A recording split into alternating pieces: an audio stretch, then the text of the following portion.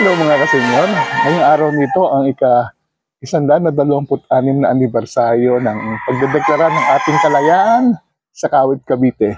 Kaya tayo ay pupunta sa Kawit, Cavite upang masaksihan ang mga aktibidad sa pagsa-celebrate ng ating Philippine Independence. Kaya tara, samahan niyo ako at tayo bibiyahin na sa Kawit at sa iba pang lugar para masaksihan ang pagdiriwang ng ating 126th anniversary ng kalayaan.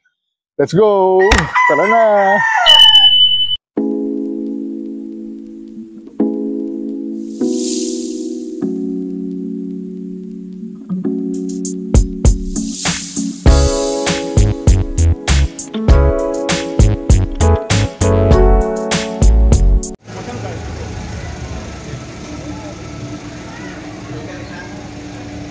We just arrived dito sa Kawit, Cavite at maya-maya mag-uumpisa na ang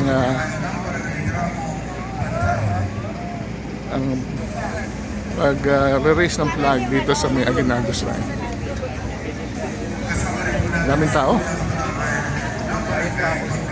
Sabi ng kabataan ng Barangay Poblasyon.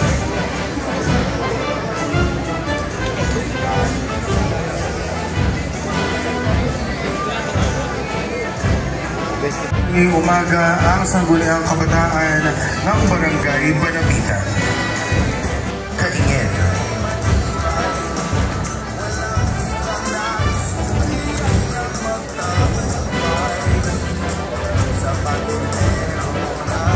Kasama rin po natin ngayong umaga ang SK Federation po ng Barangay Lahat. SK Federation po ng Barangay Kapalwan.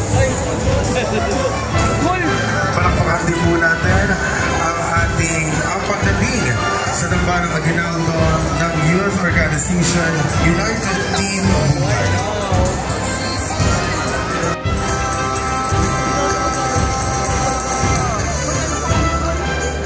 Palakpakan din po natin ang pagdating sa Dambanang Aguinaldo ng Dream of Hope Organization. Kasunod po ang Kagandahan Dance Group.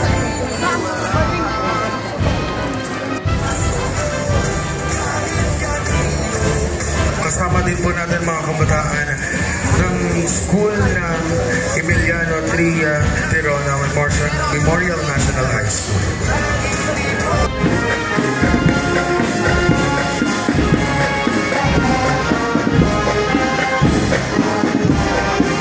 Palakpakan din po natin ang pagdating sa Dambanang Aguinaldo ng Knights of Columbus, Luzon, South Jurisdiction.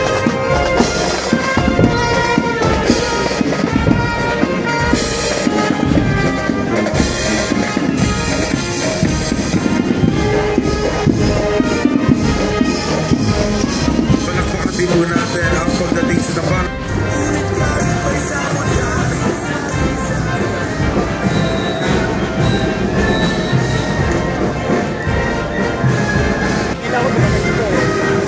Hindi ako magsuot yan, hindi ka ako.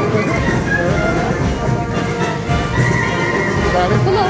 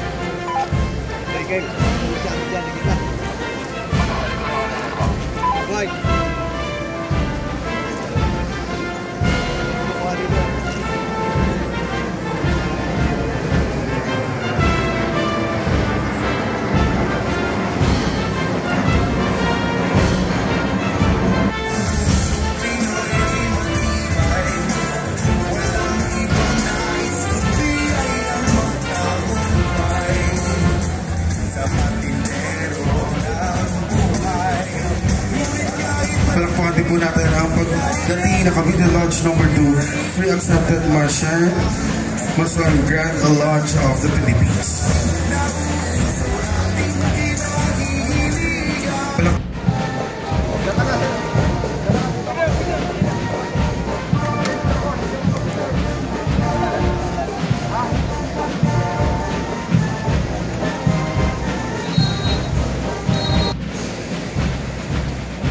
Isang mapagpapalagay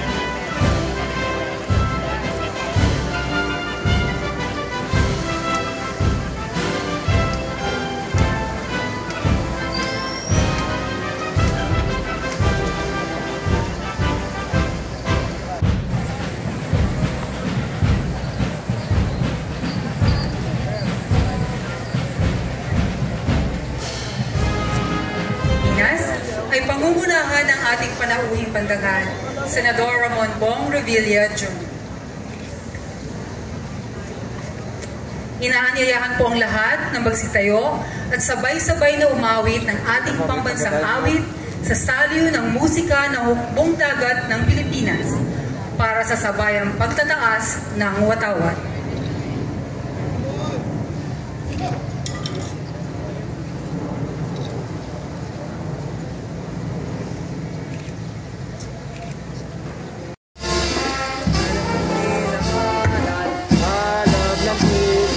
Sa dibdib mo'y buhay, lupang hinirang, duyan ka ng magiting, sa manlulubi, di ka pasisiin, sa dagat at bundok, sa simoy at sa langit bumukaw, may dinabas ang kayang minamahal, ang bisap ng mortal, mo'y tagumpay na naging, ang bituin at araw niya.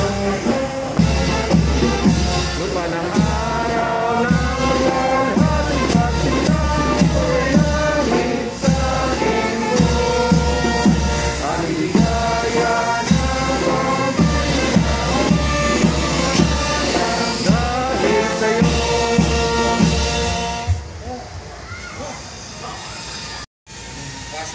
Tapatan sa watawat. Ako ay Pilipino, matapatan sa watawat ng Pilipinas at sa bansa kanyang sinasagisag na may dangal, katarungan at kalayaan na pinakikilis ng sambayan ng mga Diyos, mga tao, makalikasan at mga bansa.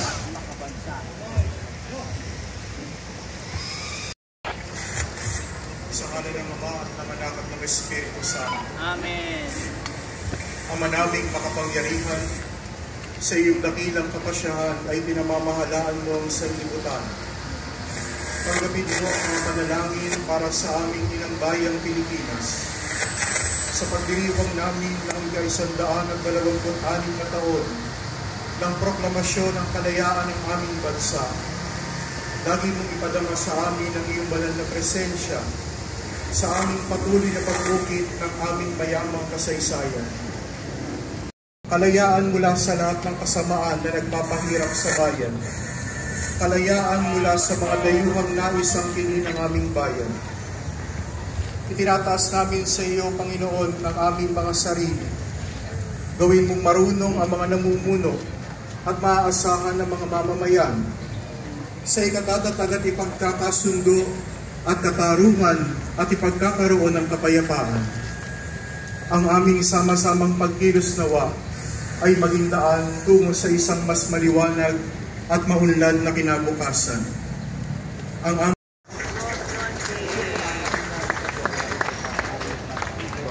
Magandang umaga po sa inyo lahat. Sa ngalan ng lalawigan ng Cavite, sa ngalan ng Sangguniang Panlalawigan, tinatanggap namin kayo lahat sa pagdiriwang na ating kalayaan. Mabuhay ang lalawigan ng Cavite, mabuhay ang Republika ng Pilipinas, mabuhay ang ating kalayaan. Maraming salamat po. Katipikan ng pagpapahayag ng pagsasarili ng Bayang Pilipino. Sa bayan ng Cavite Viejo, lalawigan ng Cavite, ngayong ika-12 ng Hunyo, taong 1898, sa harap ko, Don Ambrosio Rianzares Bautista, na itinalaga upang ibahayag at parangalan ang tanging araw na ito ng pamahalang diktatorial sa Pilipinas. Ayon sa kalatas ng kataas-taasang diktador Don Emilio Aguinaldo E. Fami, dahil sa ang lahat ng mga Pilipino ay pagod na sa pagpasa ng mabibigat na kapangyarihan ng Kastila, hinahangad ng sambayanan na ibalik ang kalayaan na tinamasan. Nagising tayo sa katotohanan sa di makatulirang pagpitay sa mga paring Jose Burgos, Mariano Gomez at Jacinto Zamora, na nasangkot sa pag-aalsa sa Cavite noong ika-21 ng Enero 1872 at pinagbintangang may balak na patalsikin ang pananakop ng Espanya. Ito ang naging inspirasyon ng pagkakaisa sa pagkatatag ng katipunan. At malalim na karanasan sa pagsisilbi sa ating bayan.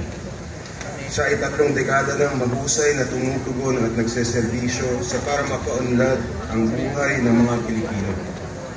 Nagsimula bilang vice-gobernador ng ating mahal na lalawigan, patuloy na pinagkatiwalaan at hinirang bilang gobernador. Hanggang siya ay iluklok ng buong bansa bilang senador ng Republika.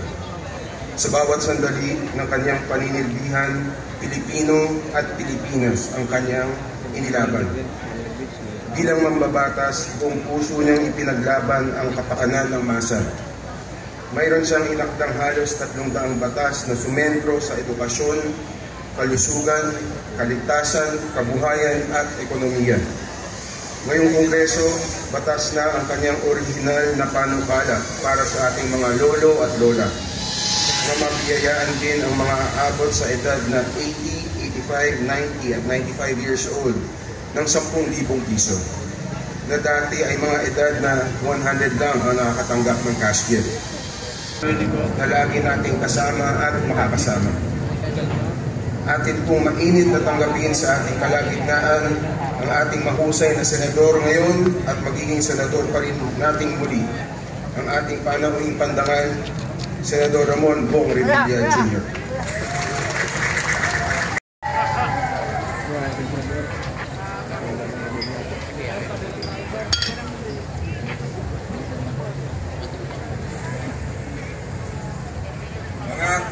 Mga kababayan, mga kapwa ko Pilipino, bago ang lahat, isang nag-aalab na pagbati ngayong araw ng ating kalayaan. Ang araw na ito ay may malalim na kahulugan sa ating libro, sapagkat hindi lamang natin ginugunita ang kadakilaan ng ating mga bayani, lalo't higit pa ng inang bayan na sa wakas ay naiguhit na ang kanyang kapalaran ayon sa malaya niyang kaisipan at pasya. Hindi ko maiiwasang magbalik tanaw, sapagkat dito sa pinagmamalaki nating lalawigan, isinilang ang ating kasarinlan. 1 siglo at 26 na taon na ang nakalilipas. Dito rin mismo ginanap ang paggunita sa sentenaryo ng ating kalayaan.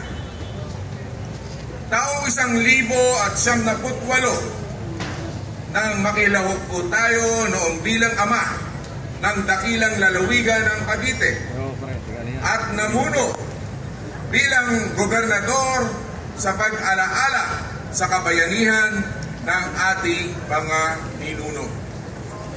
Nasaksiyan rin ng buong mundo ang gumanap tayo bilang General Emilio Aguinaldo sa pagdaraos naman sa Quirino Grandstand sa paggunita ng sentenaryo ng ating kalayaan, kung saan ipinamalas natin ang kagitingan ng lahing Pilipino. At sa pamumuno nga ni General Emilio Aguinaldo noong taong 1898, buong giting na naiwagayway ang bandila ng sambayanang Pilipinong hindi pasisil at hindi na muli maigagapos. Daang taon man ang lumipas, hindi malilimutan ang dakilang sakripisyo ng ating mga ninuno. At magpakailanman ito ay tatanawin nating utang na loob sa kanilang mga nagbuwis ng buhay upang tayo'y makaalpas mula sa tanikalang bumihag sa ating inang bayan. Sa kanilang nag-aalay ng dugo at buhay upang makamtan ang mga tinatamasa nating kasaganahan, kapayapaan at kalayaan. Nakaukit na po sa mga pahina ng kasaysayan ang alay na yan ng ating mga bayani at patuloy na nananalaytay hindi lamang sa dugo ng mga taga-Kawit kundi ng mga Cavite, ng taga-Cavite at ng buong bansa. Kakambal na nga po ito ng ating pagkatao na ilang siglo nating ipinaglaban sa kamay ng mga manlulupig. Sa pagdiriwang na ito, aking binibigyang diin na higit pang sumisidhi ang apoy na nagbabaga sa puso ng bawat Pilipino na isulong ang ating mga adhikain tungo sa mas maganda at maunlad na Pilipinas. 24 at ng Pambansang Komisyong Pangkasaysayan ng Pilipinas, kasama ang Pamahalaang Panlalawigan ng Cavite at ang Pamahalaang Bayan ng Kawit, sa pakikipagtulungan ng Provincial Tourism and Cultural Affairs Office, Kawit Tourism Office, Museo ni Emilio Aguinaldo, at sa lahat ng mga nakiisa at tumulong para sa tagumpay ng paggunita sa anibersaryo ng ating kalayaan. Ito ang pambansang programa sa ika-126 na taong anibersaryo ng Proklamasyon ng Kalayaan ng Pilipinas. Indigenous people. These indigenous cultural communities have preserved their identity, customs, and traditions, which are still practiced today. Among these traditions, dance continues to be taught over generations. It serves as an expression of their rituals, courtship, thanksgiving, ceremonies, and for any other important reasons. Today, some of these dances are being performed for entertainment, socialization, and festivities. Everyone, the Magdan Dance Group of the Municipality of San Emilio, Province of Ilocos Sur.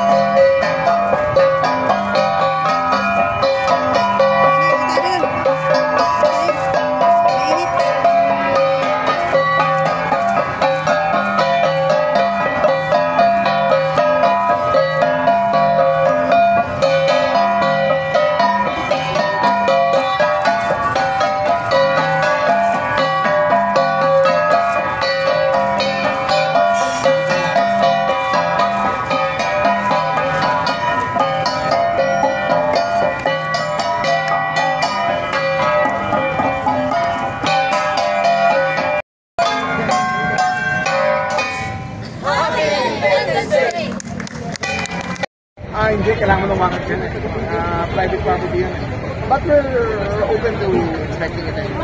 Pero so, lalo na yung nakita natin sa forum, diba, very disturbing.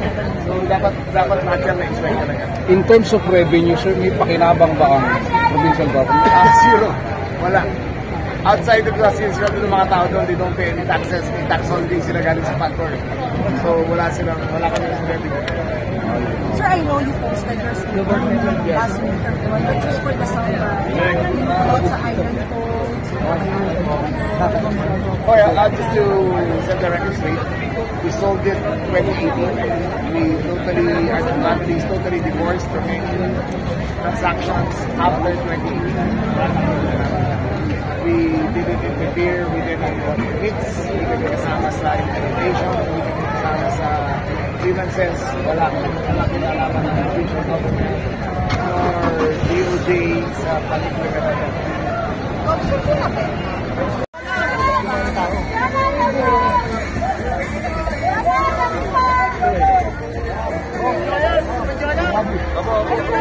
Kasama niyo po. Kasama niyo po. Ha? Kasama niyo po. Wala ngayon eh. Hindi na magagawa dito. Congressman, pa-picture. Picture pa tayo kong. Hi, sir!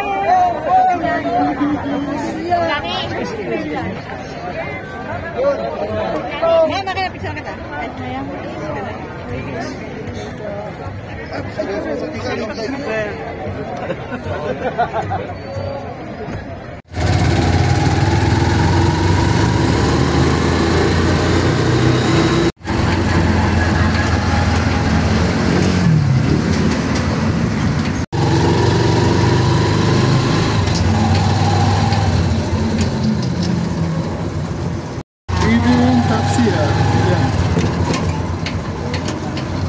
Tayo sa Hidden Tapsihan.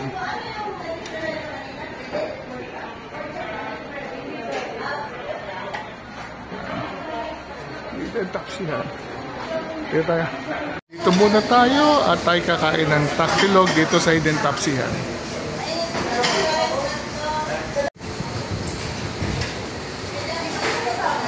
Ayun, ang tapa. Tapsilog yan. Pero tinagal na. Ano na lang? Tumugtog sa noong 1898. Oh. Tinatag siya ng 1896. Magdaloban dito sa Kawit. Kaya KKK. Oh. Sila yung tumugtog ng bayan Magiliw doon sa ano. Noong 1898. Dumating tayo dito sa simbahan ng St. Mary Magdalene dito sa Kawit. Isang malaking importanteng bahagi din siya ng independence ng Pilipinas.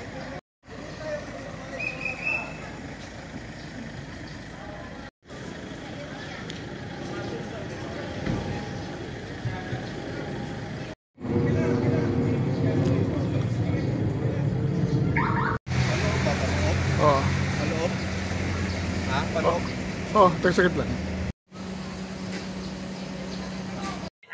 Hello mga kasenyor, katatapos lang ng celebration at official ceremony, official program dito sa Aguinaldo Shrine. Napakaganda at first time natin masaksihan.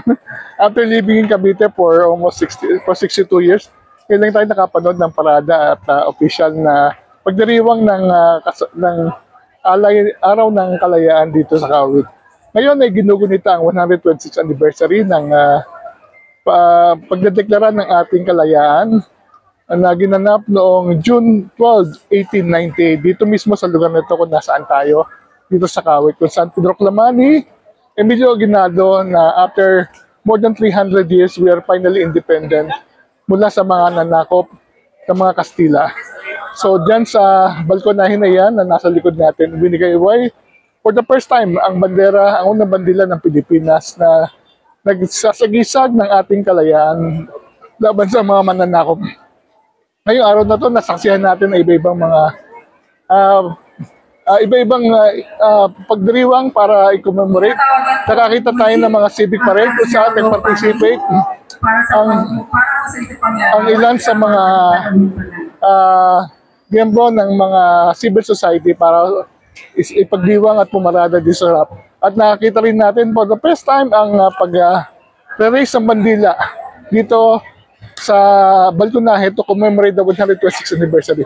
Ngayong araw nito, nakita natin si Senator Bong Revilla na siyang pangunahing pandangal at isang Caviteño para i-commemorate at i-raise ang flag muli dito sa Kawit, Cavite. Nakita rin natin na ilaba pang mga importanteng personalities dito sa Cavite.